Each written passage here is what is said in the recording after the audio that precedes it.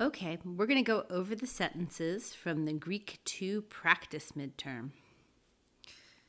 Start with this first one.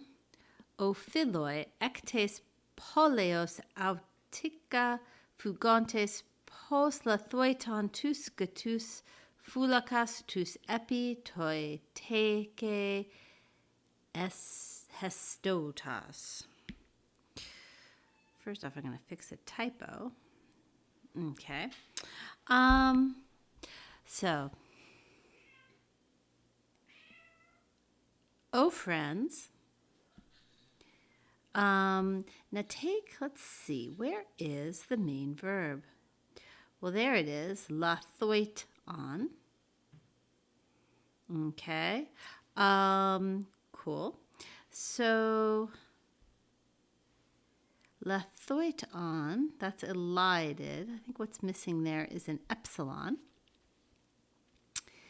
That lathoit is the second person plural, aorist optative active of lanthano. And with the on, I think what we have here is a potential optative. Okay, that's the main verb of the sentence. So we have a potential optative. Okay, second person plural.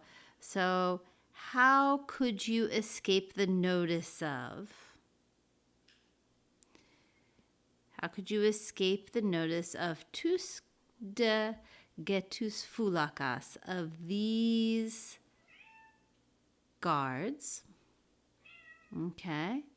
Tous hestotas, the ones having stood epi toi teke, upon the wall.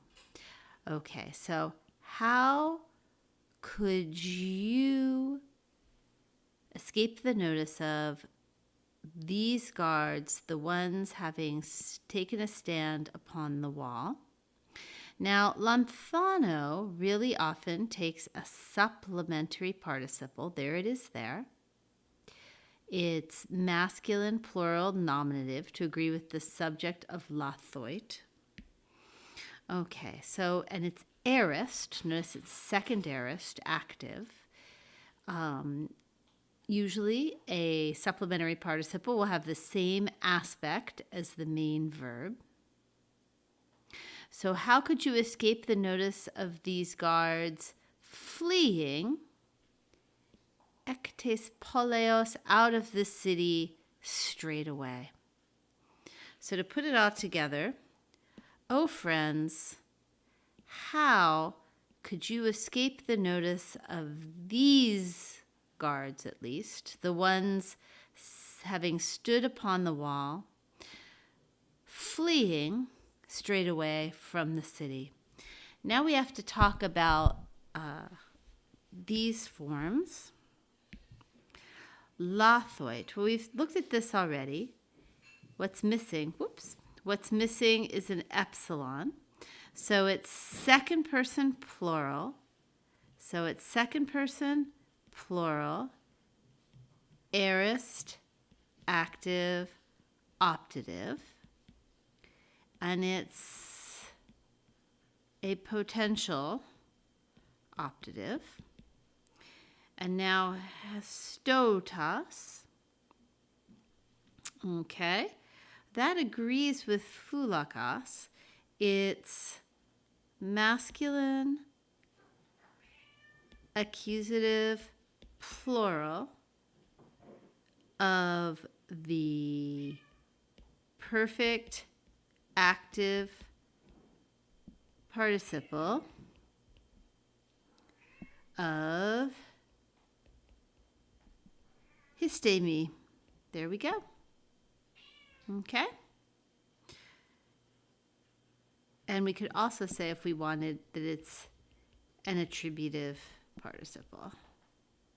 Notice there's the article, there's the participle. It's just behaving like an adjective. All right.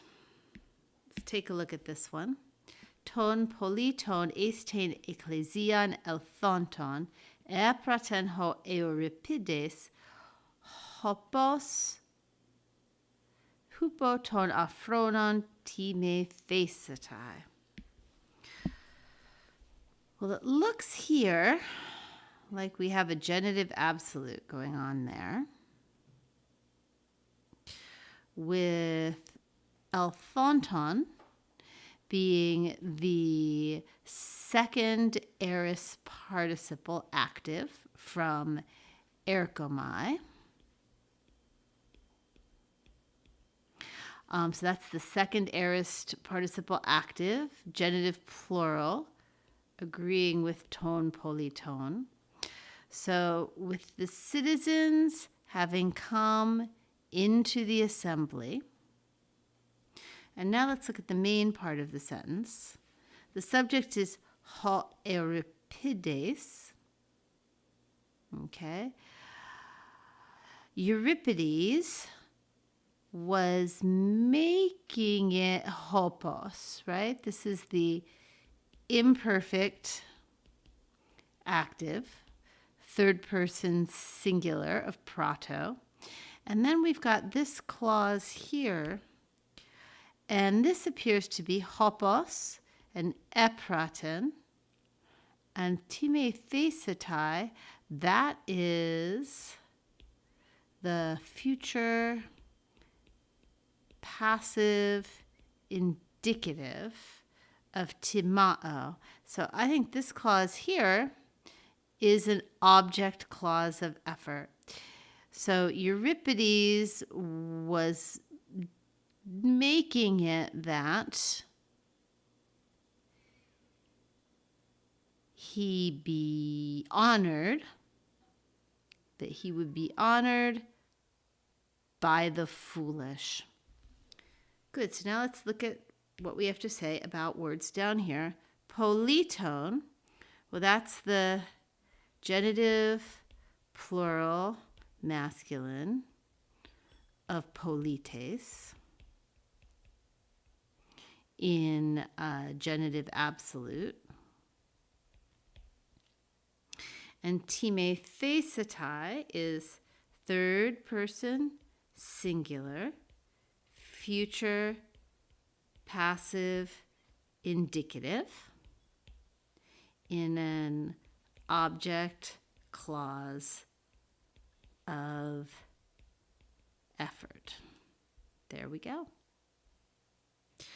All right, let's look at this one. Kai tus podos, kai tas keros, hutos agathe he meter tu Euripidu, hosta kai aneu aspidos kai xifu tus alas gunaikas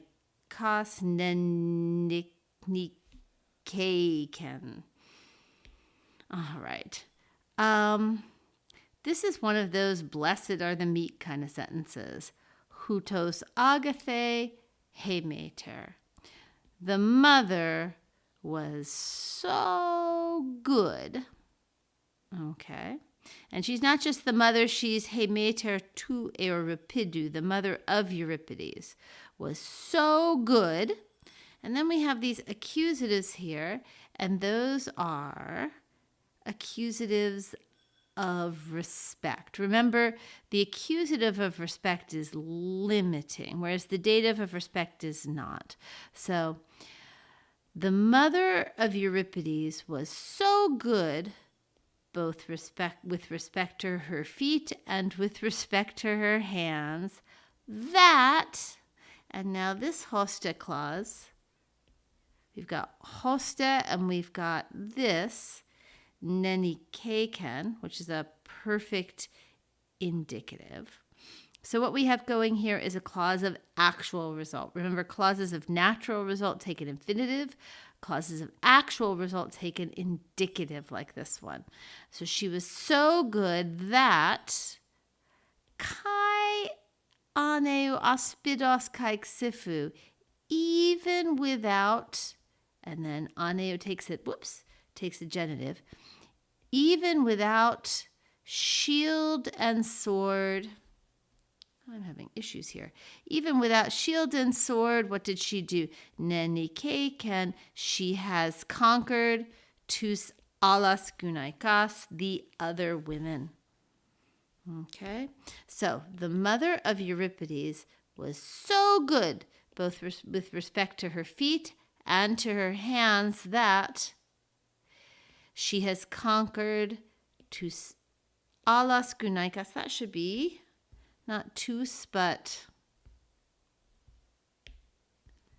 toss. There we go, toss. All right, that she has conquered the other women, both without shield and without sword. Kairos is accusative, plural, feminine of care, and it's an accusative of respect. Okay. Nenikekan is third singular, perfect, active, indicative in a clause of actual result. There we go.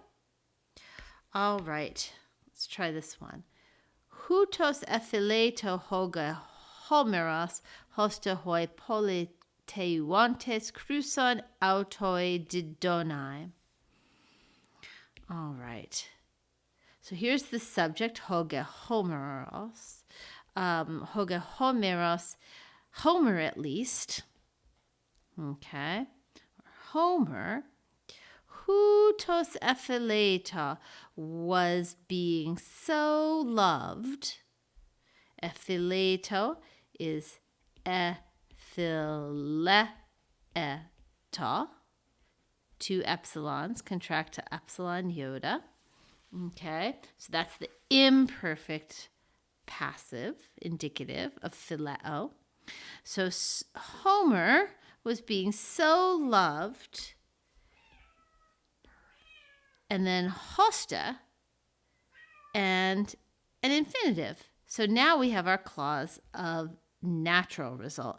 That he was being so loved that hoi politeuantes. Politeuantes is a present active participle, nominative masculine plural. He was being so loved that the ones governing to give gold to him. I find it difficult to get clauses of natural result into English and make it sound like a natural result and not an actual result. But let's give it a shot. Whoops. Well, that worked poorly. Homer was being so loved as for the ones governing, to give gold to him. He was being loved. I think in English we'd probably say he was being loved enough for the ones governing to give gold to him. So let's talk about didonai. Okay. Notice that that's from didomi, and it's reduplicated, so it's present active infinitive. Right? There's the stem, dida. There's that nai infinitive ending. Present active infinitive in a clause of natural result. All right. E tada ta hopla es tautein gete neson me e pemphthe utan enikesate tus polemus. Well, it looks like we have a conditional sentence here. We do. E pemphthe on an enikesate. So epemphthe is third person singular, aorist, passive, indicative. Whoops. And let's try that again. And enikesata is second person plural, aorist, active, indicative. So we have a plus the aorist, aorist plus on. So this must be a past contrafactual. Okay? If it had snowed yesterday, I would have gone sledding. All right, so if, I'm having real troubles here.